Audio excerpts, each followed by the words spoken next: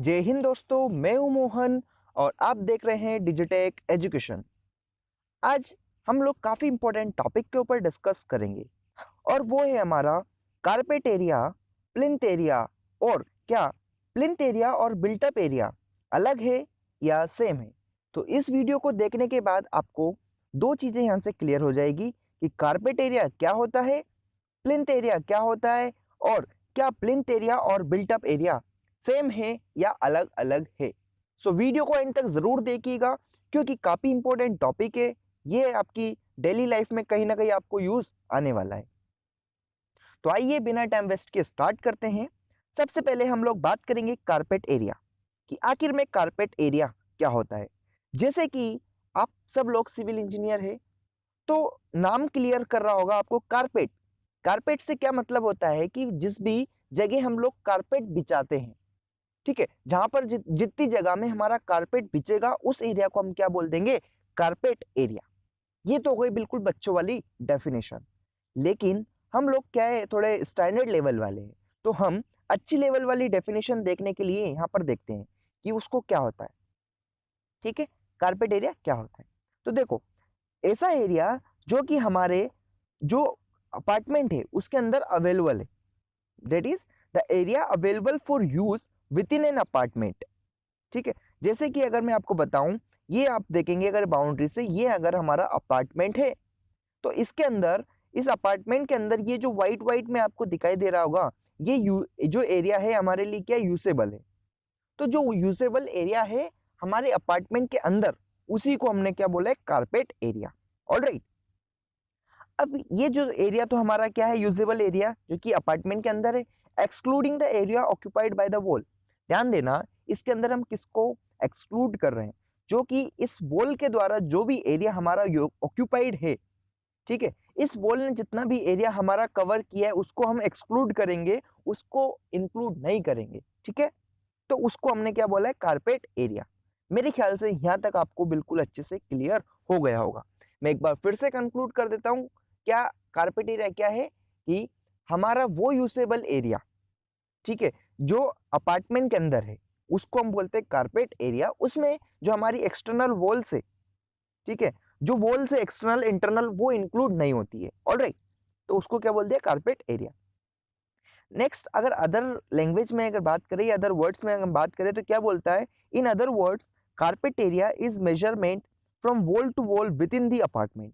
Alright, means क्या बोला है, इस वॉल से इस वॉल का और इस वॉल से इस वॉल के बीच का जो भी एरिया है उसको हमने बोला है क्या, हमारा कारपेट एरिया।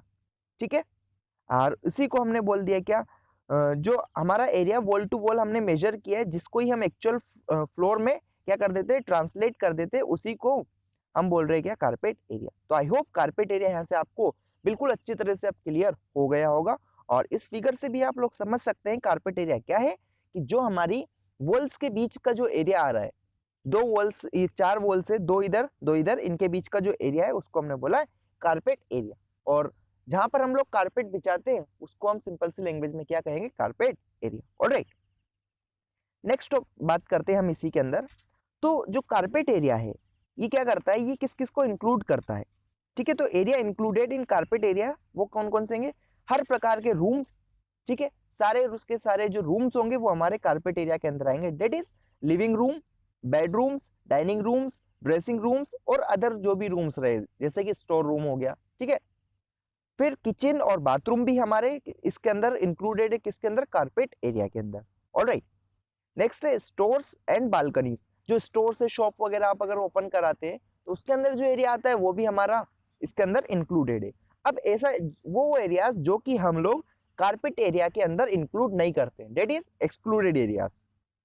ठीक है, एरियाज नॉट इंक्लूडेड कौन कौन से जाएंगे, एक्सटर्नल एंड इंटरनल वॉल्स। जैसे कि आप देखना, ये जो वॉल्स है, ठीक है, क्या ये जो वॉल्स बनाने में, ये जहां पर जो वॉल्स ये बनी है, इसके लिए जो एरियाज यूज हुआ है that is external walls. Plus अगर आपको यहाँ पर कोई रूम बनाना है तो यहाँ पर एक इंटरनल वॉल भी आप लोग कंस्ट्रक्ट कराओगे।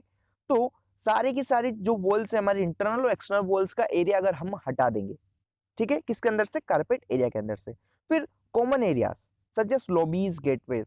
ये भी कॉमन एरियाज होते हैं, जैसे स्विमिंग पूल हो गया, ये तो खैर अलग हो जाएगा, लेकिन गेटवे हो गया, लॉबीज हो गया, अगर इन एरिया को भी हमको रिमूव करेंगे तभी हमको काम मिलेगा कारपेट एरिया। तो आई होप चीजें आपको क्लियर हुई होगी कि कारपेट एरिया क्या होता है, कौन कौन से एरियाज इसके अंदर इंक्लूडेड है और कौन कौन से एरियाज इनके अंदर इंक्लूडेड नहीं है। आई होप चीज यहाँ तक क्लियर हो गई। आइए नेक्स्ट एरिया की हम बात करते हैं। और नेक्स्ट जो एरिया है हमारा क्या है, प्लिंथ एरिया। ऑलराइट, क्या है, प्लिंथ एरिया। तो आप लोग ने प्लिंथ लेवल पढ़ा होगा।